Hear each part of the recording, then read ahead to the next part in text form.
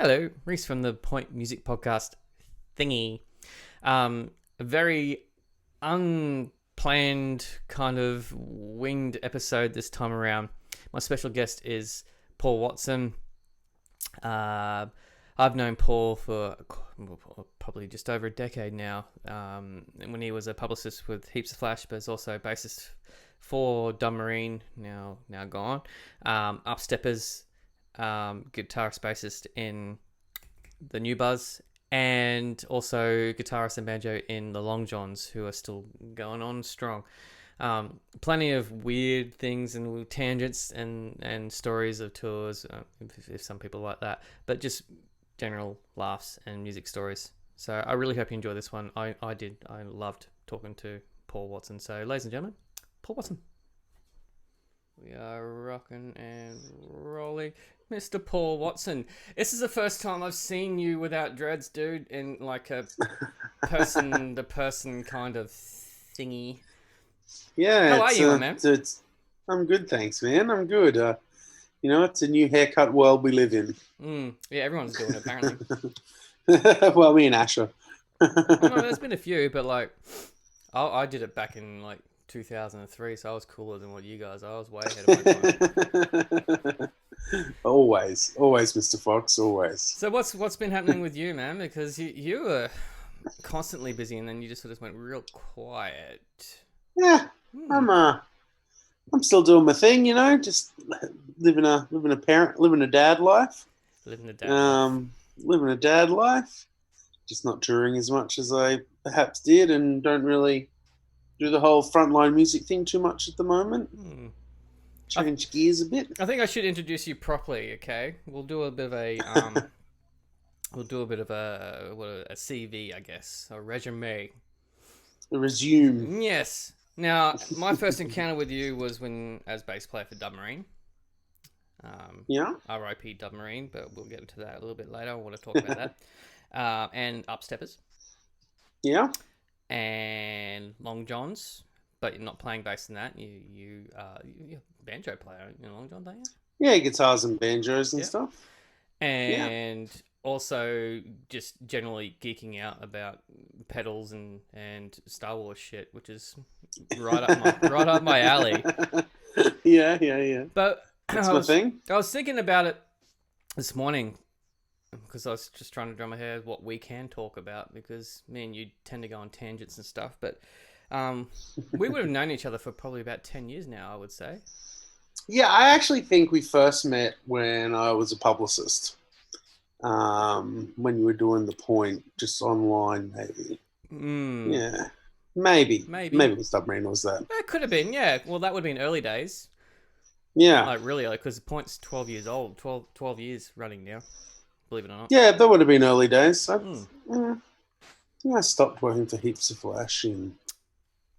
I can't remember. It was a while ago. That was another life, as we were explaining earlier. Well, God, isn't it all? So what has been happening in the world of music for you? This is what I want to know. Yeah, so I've been playing the Long Johns has been the thing I've been scooting around the country in when we still could do that. Yeah, that's sort of the only band I play regularly, and I've got like recording projects and stuff that I do now, and yeah, I recorded an album during lockdown with a friend of mine. You what? Like, yeah. We did like 14 songs, wrote 14 songs in lockdown. Was it weird shit? In the studio? No, it's like, I don't know, alt country, singer-songwriter stuff, really. Right. Yeah, just something totally different. We'd write a song a day. And when we could... Gave my girl a COVID, she gave me a boat. She gave me a boat. Strangely enough, the guy I recorded with has built a boat. Oh, what?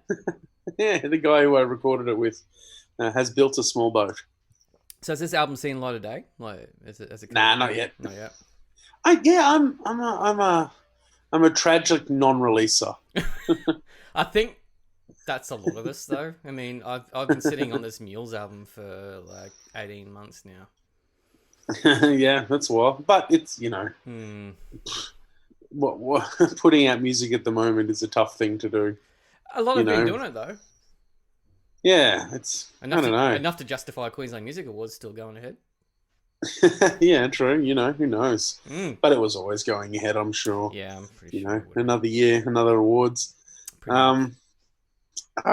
Yeah, I don't know. Like the Long Johns have been, we recorded before it all happened, and we're supposed to go on, tour and single release and everything like that. But And that then the got world burnt on kiboshed. fire. Mm. So we just like, okay, let's just take it as it comes. But that's always the Long Johns thing. We're all people who have uh, lives that don't isn't only revolved around music, which is not something I used to do. But yeah, so it just happens when it's convenient for us, and we're sort of looking at turning into an album now. So who knows? Well, It's I did a quick check of of Long John's recorded history just before I got online with you, and I realised that it's 2018 was the last release. Yeah. It actually doesn't feel that long ago that I did an article for you guys, and now we're in 3 years later. My mind just can't cope with that shit. Yeah, was it 3 years? Like 2018 last year. But are we discounting last year? Well, I don't know. It's just in the bin. Like we would have had something out last year. Yeah. Like it was ready to tour when it happened. So,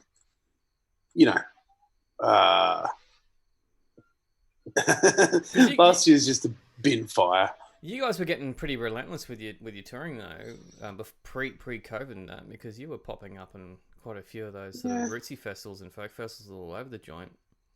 Oh, the genre of banjo sousaphone music is a big genre. Oh yeah, man. It's top of the charts at Spotify. Yeah. We have been called Triple J darlings, of course.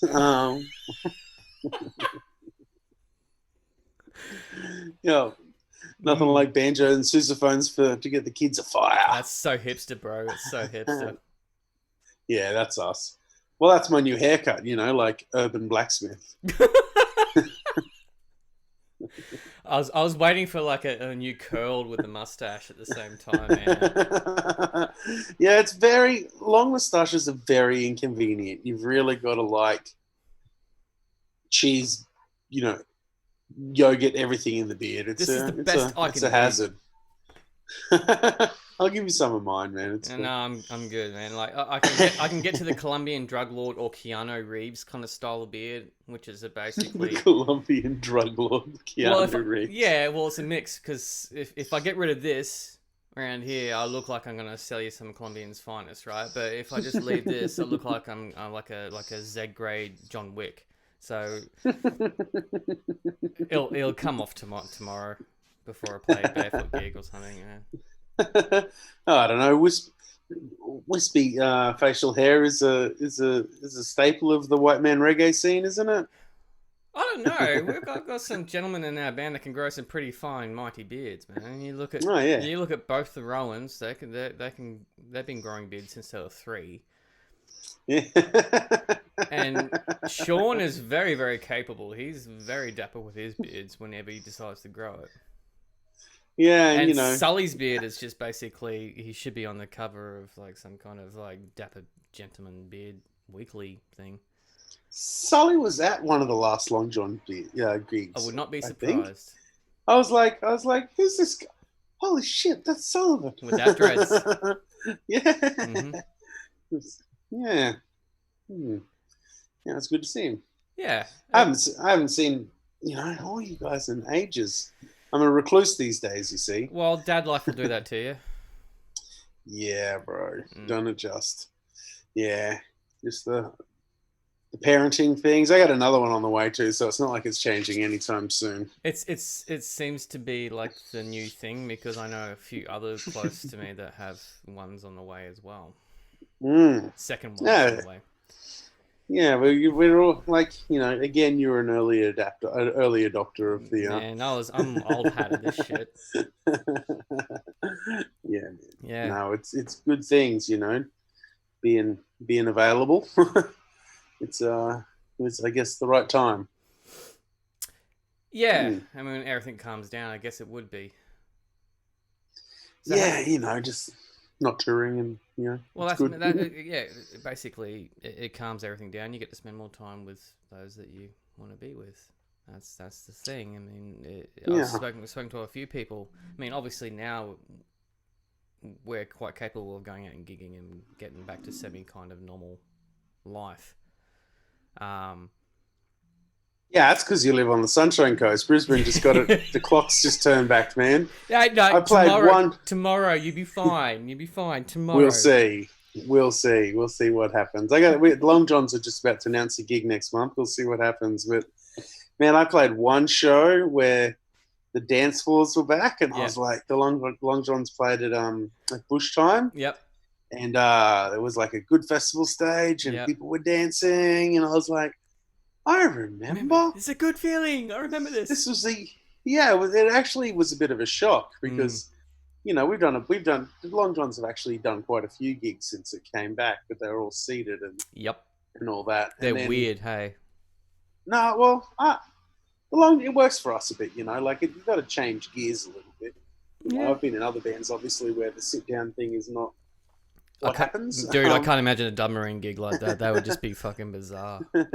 It would be odd, but the Long Johns, we can adapt to that, man. Like, we're a different sort of beast, but the dancing was happening at Bush Time, and the vibe was good, and I was actually a little bit overcome. Yep.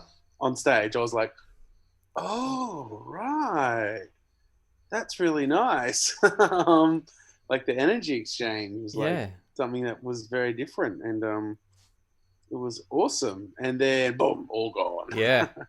Well, I was supposed to have a single launch with Swimsuit Issue on the Friday night of lockdown, and we were like, "Fuck!" And then we were supposed to play. Actually, tonight I was supposed to be playing at Tomcat, I think. But good thing that got canned because I would have been having to wear a mask tomorrow because of that weird ruling. If I've been to Brisbane when I come back, I have to wear a mask basically because there's a magic realm between 9 p.m. in Brisbane tonight and 1 a.m. tomorrow. If I'm there 1 a.m. tomorrow, the cooties aren't going to get you. So it was a weird thing, but I'm kind of grateful I didn't have to deal with it because tomorrow night will be probably a big gig. So kind of. Yeah, because you guys are playing at Night Quarter or something, right? Night Quarter, yep, with Band of Freaks.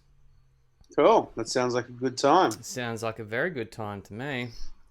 Hey, I should be doing the interview. You have promotions. So, Reese, tell me about your gaff coming. I sneak it in every now and then. I mean, this is going to... But this dates it, though, because of the fact that, like... Oh, so how was that gig at the Night Quarter? Was it amazing? Good, man. It was pretty epic. Everyone was dancing. We're very good at this. Oh, wow. I mean, Barefoot did Bush Time as well, but we did the prototype for it in September, and that was when everything was still seeded. But that... Did you play a daytime one, or did you play a nighttime one? We played at night, yeah. Okay, could you see? No, well... Because it had been raining, we weren't on the pond stage. Oh. So we did it. We played. It was us and Hussy Hicks playing in one of the tents. Okay. Which was great. I don't know, man. I just like you. I've just done so many Woodfords, and you just get reminded because I've had the last 2 years off for the first 2 years in 12 years or something crazy like that. I didn't play, and I don't know. I was overcome by the, those big white tents and the Woodford vibes and stuff. It's also really very special, and getting to do it, in the tents and stuff. I was like, Woodford, hello. It was a good scene. I liked it. I missed it. Yeah, as someone that actually really wasn't into the Woodford scene but prior to playing it. So when Barefoot played it in 15, 16, I was excited about it, but at the same time though, prior to that, I actually didn't really care much for it. I liked the idea of it, but I get high social anxiety in large crowds. But Woodford, when I finally got there, it changed my perspective of shit because of the way it was managed, and it is a beautiful festival. It's, I mean, it's tightly run. It's so spread out. It's about the whole thing. A lot of people don't realize that the festival becomes basically its own postcode. During those 7 days, and for those that have never been to Woodford, the festival, I do recommend doing it at least once in your life just to see what the shit's about, because it is life changing. I mean, shit, I met my wife there, so cool. That's quite a thing. That's quite a thing. And you're not the only person I know who's done that. I know there's quite a few. Like, it was a festival I used to go to with my friend Jeremy, who played in Dubmarine with me. Yep. And we used to just go and just, I don't know, blow out on everything. Like, you know, when you're in bands, you're worried about how many people there. But as a punter, we never cared if we're the only people there. I remember seeing just amazing. We'd have a pretty strict schedule to go see everything. That goes out the window pretty quickly. Though. Oh, yes and no. We were pretty, you know, determined to see as much as we could when we were younger people. Yeah, definitely, man. Which is not how I did it in later life, but in the early years, like, we'd busted to see everything, and then there'd always be the tours in the weeks following Woodford. You know, I remember seeing great bands and catching the post Woodford gigs. Yep, we used to always do that. And so, like, as someone who, you know, I was just such a punter for it. And, like, the dream, because at that time I wasn't really playing in bands, a little bit, but not really. But the dream of, like, oh, imagine one day if I got to play here. That would be amazing. Yeah, it was truly. So when we started doing it, I was, like, floored. That it was, because it was such an important festival for me. And then also the fact that just how much, you know, that festival really put my bands and so many bands on serious stages and have access to serious crowds, and how they supported, like, I can only speak about my scene, but the Brisbane, you know, funk reggae scene, you know, was heavily supported by that festival and given a platform, which is amazing. You know, like, the clout that place has. And then, you know, I like my band Dubmarine, like, that's where we earned our bones, you know, learning how to play to big stages and big crowds. That was at that festival. So which, because you guys you played the Amphi as well, didn't you? Because I know you played we played. You played the Grand. We played it like we played the amphitheater like 2 or 3 times, and the Grand was where at the end of it, we would do like 2 grand shows in the amphitheater, where I think our last 3 performances there. Yeah, I saw you the last 3 years. Yeah, the last time I saw you was at the Grand. And but that, man, Dubmarine changed my perspective of shit. I just want to bring this up. Yeah. Because the first time I actually saw Dubmarine properly play was at Full Moon Dance. Yeah, sure. And that was actually my first Full Moon Dance. All right. Oh, wow. Okay, cool. Yeah, this was when I was going through a lot of life-changing shit. Won't get into that. But I decided to go to Full Moon Dance, and I'm pretty sure it was with Rowie, my mate Wade, and my friend Kel at the time. And it was in the middle of winter. It was cold as fuck, and you get inside that tiny little shit, that little hall at Veriadale there. The sweat dripping off the roof, and it was condensation. It was insane, and it was just mind-opening shit that you guys were doing, and I was just like, I want to do this. This is fucking cool. I want to do this. And yeah, and particularly with, like, because Point the Bone's still probably one of my favorite Dubmarine songs. Sure. Easily. I mean, it's probably one of the oldest ones you guys have, but it's something about when that song hits, it's just fucking massive, and it just gives me that sort of like, ooh fucking vibe. Sure. But yeah, it was life-changing for me to see you guys play on that, and then obviously I saw you play like Woodford, Soul Bar, even in Brisbane, that sort of stuff. Yeah, much respect to that band, dude. And cheers, man. Yeah, it was a big part of my life for a very long time. Yeah. But that said, much respect to Long Johns too, because Long Johns are something completely fucking different.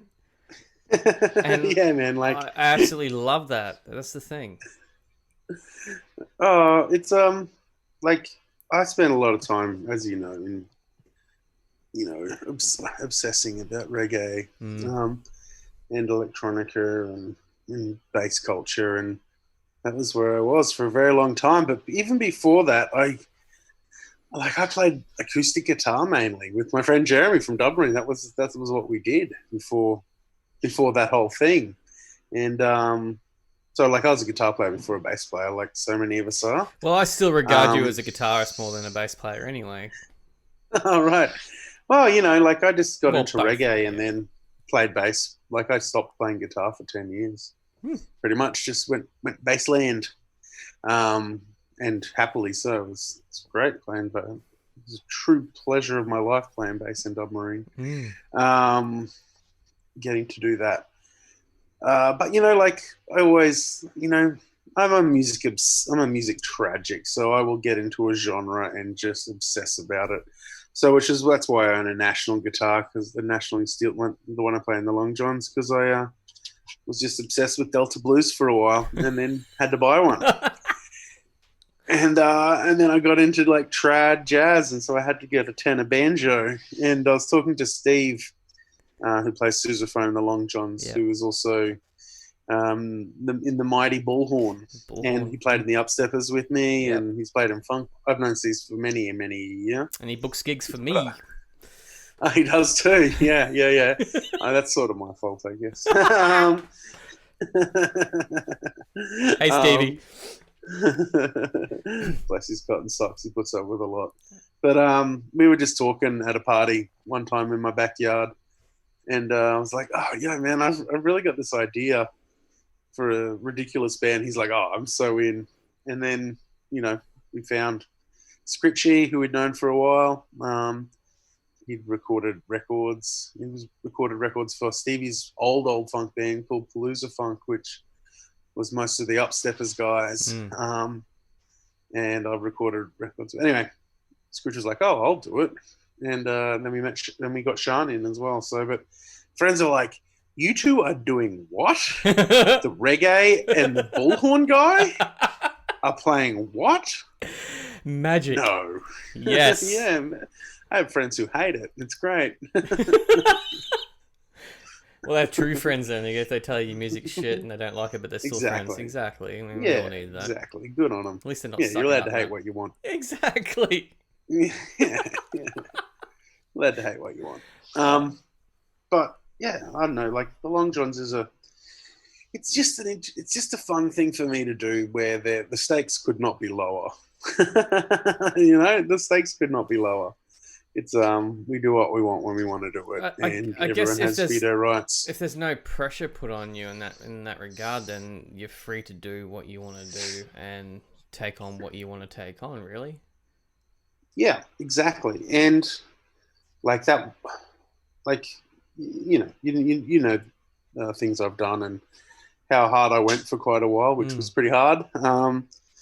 And I was pretty probably burnt out at the end of it, and I was just like, it's just nice to do things for me again, Not that Mm. I didn't. I always did things for me, but like just removing myself from music, me from the business of music, Yeah. just really changed. I don't know. Like I just sort of we just took the pressure out of it, which wasn't the case for many years for me. So I like that now. I don't know if I'm going back. Well, yeah. I mean, the whole COVID situation last year, when everything went quiet, it forced a lot of us to rethink, reset, and breathe. Like Mm, I know, talking to Brett Gadeen, he was the first one on the podcast, and he actually enjoyed it because it pressed pause on his life, even though it was his income. It was still basically time to reset, rethink what's going on there, and actually just going, oh, we don't have to go as fast paced right now. There's all this shit around the world right now, like they've got the little, like with Starry, the little girl, and focus on all that. And then when they're ready to come back, they can come back, and they've come back in full force. Obviously, they did a festival on New Year's Eve, and they're playing like quarter and whatnot. But a lot of musicians I know that have spoken to on this podcast have basically had the same effect, apart from me.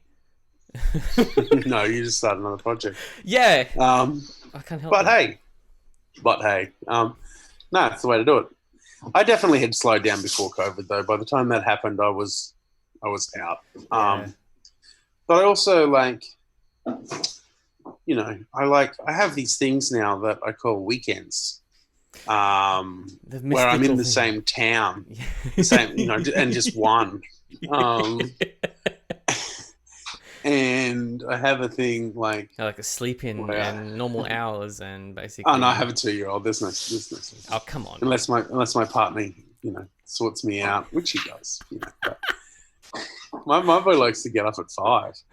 Oh, you got to train that kid a little bit better, man. He loves it. Nothing like train tracks at 5 a.m. I tell you. Woohoo! But definitely is a thing. It changes how I write and stuff now. Like I just write a lot. Like it's really, I do miss big stages, but I also, don't miss the absolute dedication you have to maintain doing that. Yeah. It takes a lot of effort to keep doing that. It's really hard, and it's a massive commitment, which was something that Dubmarine was very lucky that we had a whole lot of people who were keen to do that, and that allowed us to do, all the things that I think were really cool. But it's a lot of constant commitment and sacrifice, which we all did. Everyone in that band. That's why we were able to do, things that I think were great. You toured South Africa and all that sort of stuff too, man. That would have been pretty wild. That trip was like, that was like that was literally a crazy sleep deprived psychedelic experience. And not through drugs, just through sleep deprivation. Yep. Because we got that gig. We played the Cape Town Jazz Festival, and I think we're like the only Australian band to do it so far. Wow. Maybe at least one of the only ones. The reason we did it is the guy who runs it, he saw us showcase when we played in Reunion Island, off the coast of South Africa. So we did that too, this was the fun things that Dubmarine would get to do, that you only get to do when you're prepared to, dedicate everything to something. The thing. Mm-hmm. So he saw us play at this festival, and he's like, I've got to have them. In fact, I think he heard the intro to Point the Bone and he went, trombones. Yeah. I've got to find this band.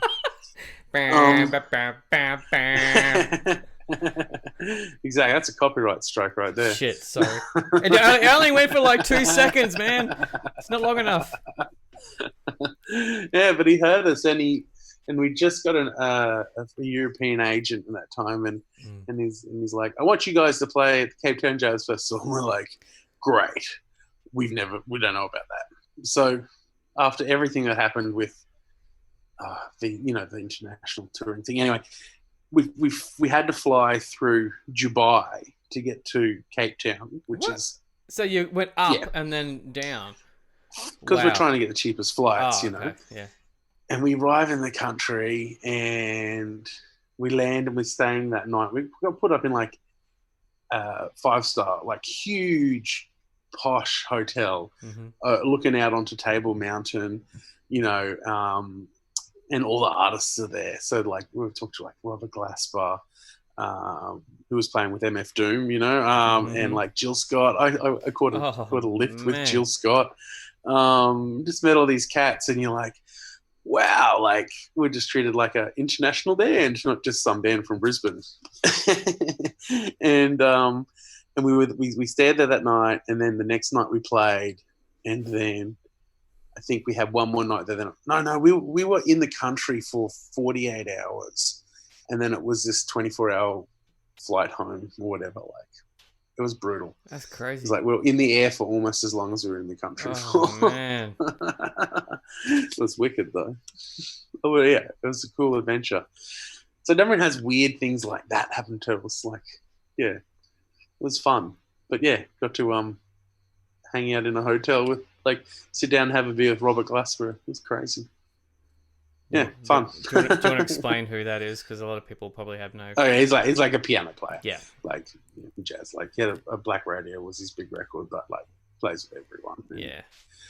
That was just when the record came out too. We were like, whoa, hi, I know who you are. Yeah, and Doom, MF Doom was rapping with the band, so it was like, whoa. Well, strike that off the list, man, because he's gone now too. So. Yeah, I saw MF Doom. But that was the first time I saw Jill Scott as well. I was like, holy fuck. Yeah, how mind-blowing was that, though? Yeah, it was great. It was amazing. Truly amazing. Yeah. Yeah, that's the thing. You know, getting to fly around places and see bands. Like, that's a fun thing that I don't do as much. Well, no one does. Well, now. Where do you go? Yeah, I remember flights. I remember touring. I remember that. We did one. We flew up to the Long Johns. Flew up to play. Oh, the Tablelands Folk Festival. Yeah. Also, was it Gypsy Rumble? Was that there as well? Gypsy Rumble? Or... Yeah, those guys. Yeah. They actually checked into our room. They thought they were us. And then they had to get moved on. Awkward. No. Yeah. So the Long Johns, strangely enough, have. Like, we got the lockdown thing, but we've played a bunch of shows since then. Just because people can sit down and watch us, you know. Yeah. And we start the shows with like 5 quiet songs, and then we run out of quiet songs. Let the ruckus happen. Banjo in your face, sousaphone in your bones. All right. Exactly. I'm swearing at the audience. Yeah. Lovely. One of the things I want to talk about, and you had mentioned that it was a passing fad with you, but we started geeking out about pedals, and you were making your own pedals at one stage. Have you stopped doing that? Yeah, but like, I have an advanced pedal addiction. Like, I work at a pedal shop in Brisbane called Pedal Empire, so like I have an advanced pedal addiction. It is many generations deep. Well, what would be the weirdest one you've got? Like the strangest freaking pedal that... I sort of just... Yeah, I got into the whole big long reverbs thing for a while, but I actually sold all my pedals that weren't... I have an overdrive addiction. Like, I'll just say it. I just love overdrives in all their variety. Overdrives and compressors and... Yeah, man, I just love it. But I actually sold all my more weird ones just to I'm actually like really, really developing a good amp addiction at the moment. Oh no! Just really stoking that. Yeah, that's more expensive than pedals. Yeah. Yeah, but I've actually been buying them off a Sunshine Coast Man by Aaron Giffen. Oh, I was gonna ask you. He was the first person that came to my mind, man. When you just said that. Oh, jeez. Man, right. I have 2 Sleepwalk amps now. Well, his amps are pretty good, though. That's the thing. Yeah, fucking oath they are. He's great. Then I have one of the Singerlands, the steel string Singer clones, and I got one of his JTM 45 type ones. Yep. Yeah, like I said, I've sold pedals and moved into amps at the moment, so we'll see how that goes. Because I had considered, because I use the Vox AC15 for mules for the guitar side of things, but I had considered delving into a Sleepwalk sort of realm there. Yeah, they're the shit. Yeah, I know. Aaron, if you're watching any sales from this, more commission. I just like because you've obviously been into that magical room where he actually has color coded pedals everywhere, right? Really? No, I've not actually been there. You've never been in that room, dude. It's like Willy Wonka for us like pedal nerds. Yeah, right. No, I meant to go once, but like he comes down to Brisbane, and you know I'm an annoying customer, so he drops it off at the shop and stuff too. So Because we do live in different cities, and Yeah. actually, strangely enough, his parents live around the corner from me. All right. His mum, I think. Yeah, down here in Briztown. Dude, you got to go check that room, man, because like when you walk into his workshop, you just go, oh yeah, it's a workshop, and then you just step to the right and just go, and you just see like all these set lists up on the wall there. I mean, like Aaron's a legend, and he's teched or toured, like he's toured with the church and teched with all these other bands that are incredible. Yeah. And then you see all the wall of amps, and then you look and you see all the wall of these pedals, and he's color coded them. It's so cute. I love how he's what done a nerd. Oh yeah, totally. What a nerd. But it's also very beautiful how he's done it, and I have much appreciation for how he's done. Oh, and I bought pedals off him before, and I got one of his Octofuzzes he built, the ones that had his jeans on it as well. Oh yep, I remember him doing that.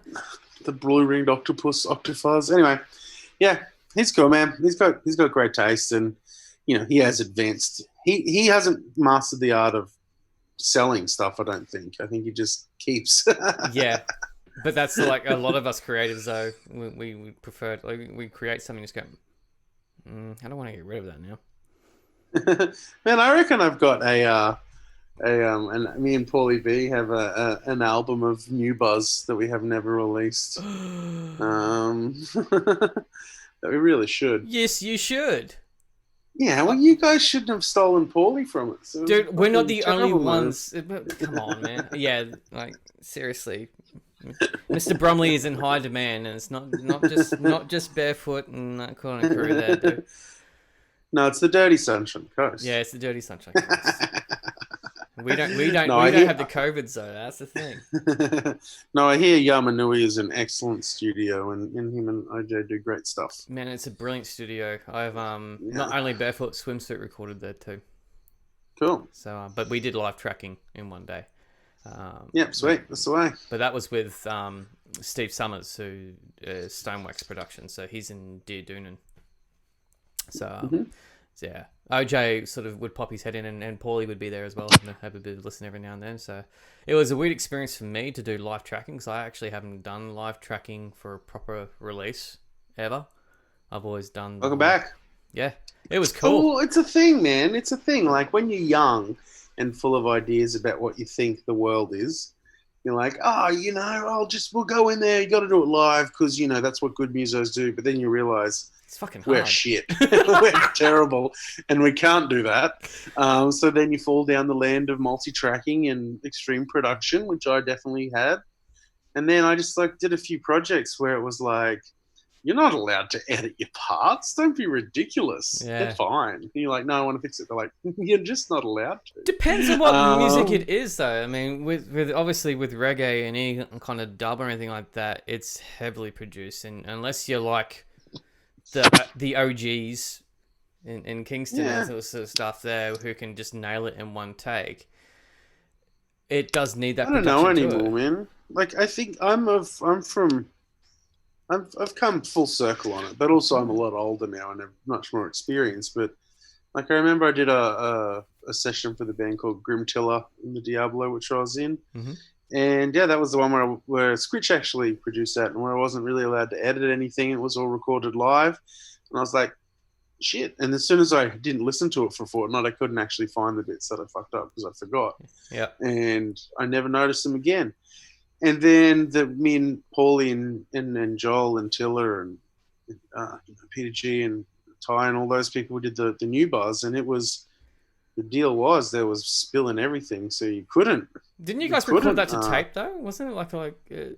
No. We recorded it to tools, but it was just like recorded in a room where they were spilling everything. So edits, like literally the bass rig was in front of the kick drum, and there was one mic on the kick and the bass amp, and that was the kick and the bass amp sounds. Yeah. And it was like an AC-10 or something tiny. And the guitar amps are just sitting next to each other, next to the keyboard amp. So there was just spilling everything, and you couldn't fix it. But I think what you gain is a whole lot of life, which I felt missing in some of my other stuff. And I was just like, it was a massive lesson for me. And then Paulie Paulie had found a tape deck on the side of the road on one track, and we mastered it with that. And then it broke, so that was the final take. It was a song called Silver Linings. Yeah, it's excellent. And so we did that, and then the last Long John's recording, we went and recorded up at Mount Nebo with Jamie Travakis, and now that was all to tape, and and it was all live. Like I brought in a bunch of friends to play extra instruments for us, and I think we were an 8-piece for a bunch of the songs, and it was to tape and in the room, and like it wasn't dumped out to tools until after we left. So there was no comping, there was no editing. It was just, if Sean got the vocals right, and we were happy with the vocals, that was the take. So, and you couldn't edit anything else, drums, bass, guitar, none of it. So I reckon like it takes a bit of courage to commit to that, because you could just be throwing your money away. But I think what you gain in vibe, and especially for a band like that where we want old school flavors, is invaluable. I've still got that 7-inch of New Buzz here, man. Sure. Yeah, man. It's fucking cool. I love that band. Yeah. Yeah. That band hasn't broken up. It hasn't done a show, but hasn't broken up. Technically, we're in it. Need to see that happen then. I love the New Buzz. That was a great thing to do. Because that was basically like a Tanuki Lounge All Stars band, really, in a sense. Oh well, me and Paulie were tracking, I think, Upsteppers or Dubmarine or something, and or mixing or something, and I was just like, I've gotten this idea for a funk band, and Paulie's like, can I be in it? And I'm like, yeah. you can be in it, Paulie. I'd love that. And then I just called in, like it's a band full of my best mates sort of thing. Hang on, did you play guitar or did you play bass in that one? Me and Paulie would swap. I was going to say, because you got two amazing guitarists, bassists, like, I was confused for a second there. So no, we'd swap, depending on who wrote the song, really. And the idea was you'd go in, like, I think we did 7 nights in, seven songs written and recorded in 1 or 2 nights. Oh, finished, love that. But it was like me and Paulie, Jolie from Dubmarine and Upsteppers and everything I did was on drums. Yeah.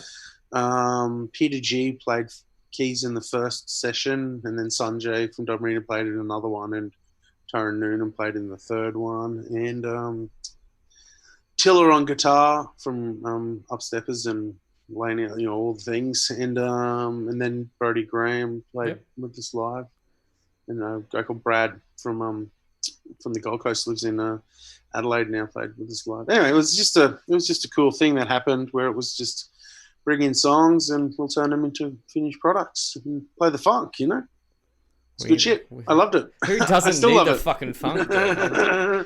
Yeah, and we just get our friends to sing on it. So like Jess Lean, Carlos Williams, my friend Chelsea Wilson, Kel on Earth, just spicy numbers. Do you know? But I managed to get Jess Lean. I roped her in to do a guest vocals on a Mules track. Cool. Yep. She's a talent. Dude, she's an amazing talent. I've never sung this heavy rock before. I said, I don't want you to sing heavy rock. I want you to sing what you sing, because for those that don't know Jess Lean, she's one of the most incredible vocalists I've come across. It's just so ballsy. The Brains Trust, check that out, because and she's always playing around the traps anyway with the covers bands and whatnot. But yeah, having her, and I think she did 5 or 6 takes, and it's just the ending part of the song, and she just fucking nailed it. Yeah, I love those. Great. Yeah, goosebumps moments. And then I play it back to the vocalist, Nath, and he's just gone, I don't even know why I'm singing on this part now. Just let Jess take over. Oh, I'm sure it's easy to see why he sings on it. It's a good singer, isn't he? Yeah, man, I got a lot of respect for Nath. Yeah, it's easy to see why he sings. One thing that came to mind when preparing for talking with you as well, I don't know if you realise this, but you're responsible for Barefoot starting to record in the first place. Cool. Great. How did I do that? Big Sound. First Big Sound that I went to, and I caught up with you, and I gave you a big hug, and you said, hey, man.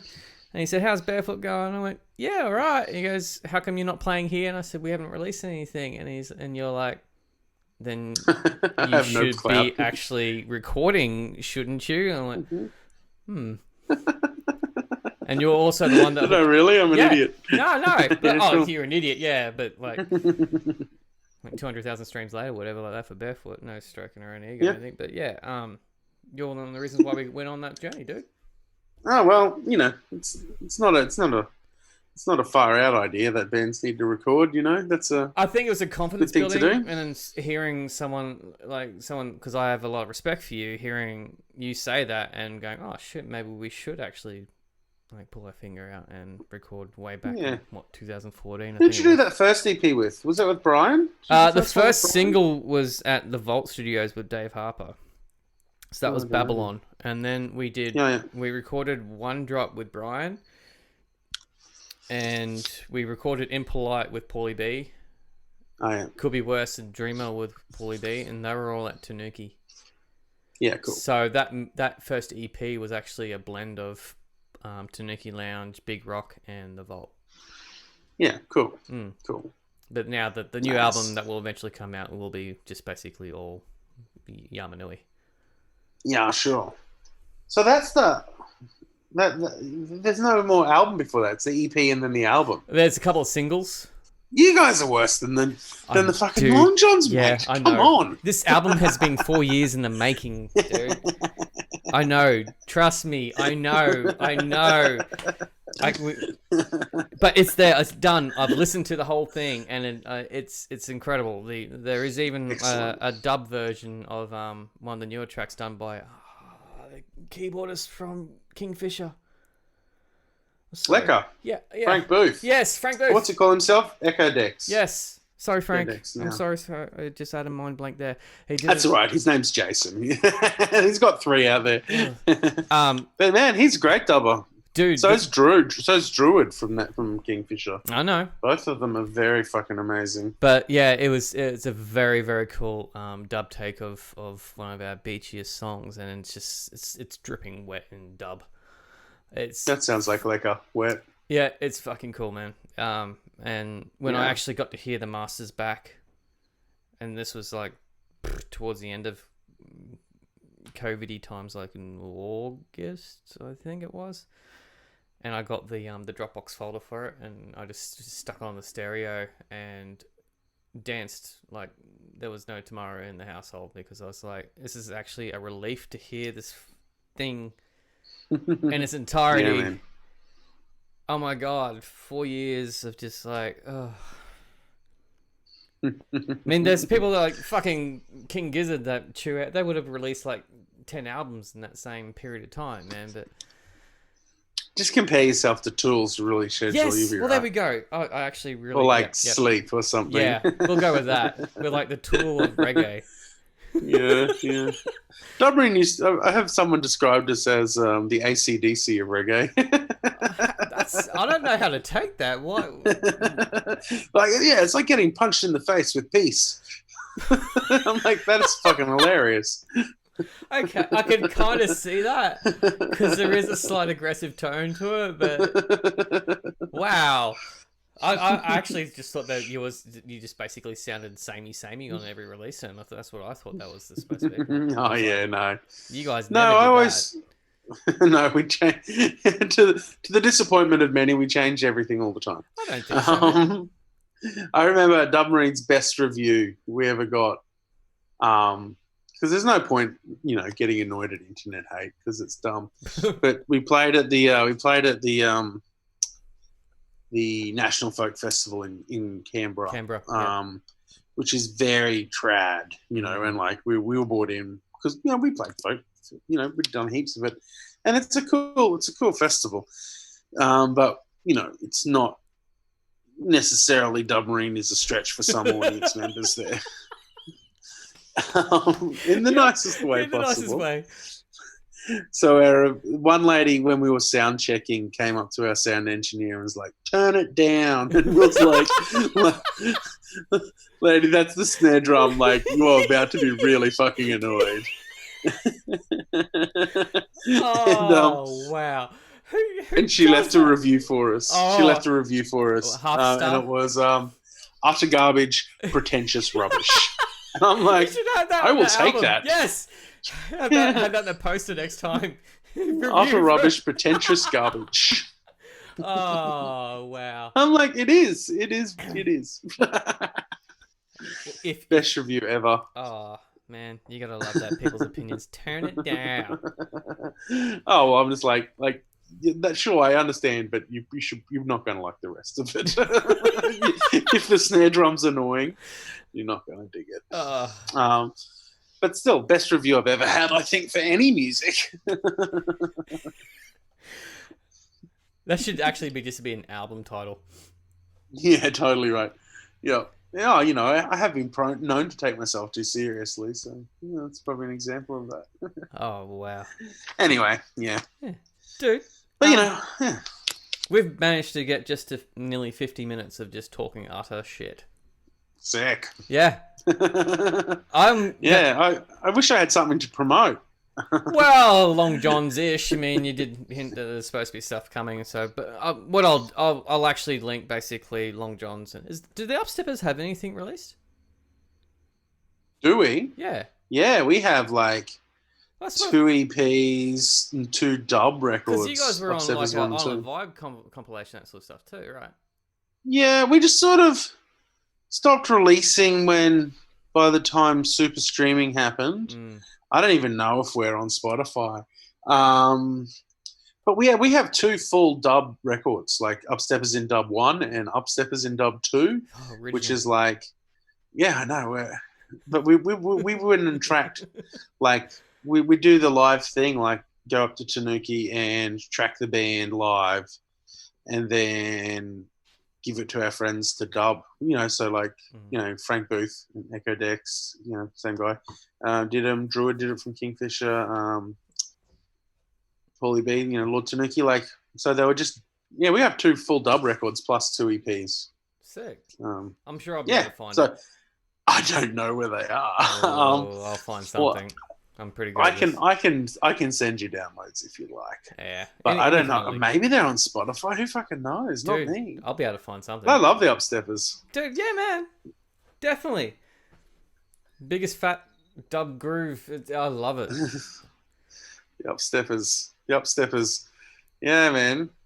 Yeah, and it'd be interesting because James, the singer, he became a bass player, one of God's people. Oh yes, he plays bass in he plays bass in One Dragon, Two Dragon. Oh yep. And who knows if he wants to sing anymore? He actually lives down the road from me, Slimmy. I see him all the time. But I love the Upsteppers, man. That was a fun band, and especially if half of it was Dubmarine. Yeah, pretty much. Yeah. Well, yeah, man. I'm going to wrap this up, dude.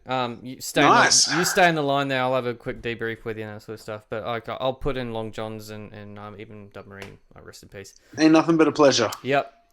Everyone, yeah, man, do Dubmarine. I love that shit. So do I. Everyone, thank you, Mr. Paul Watson. You've been great, dude.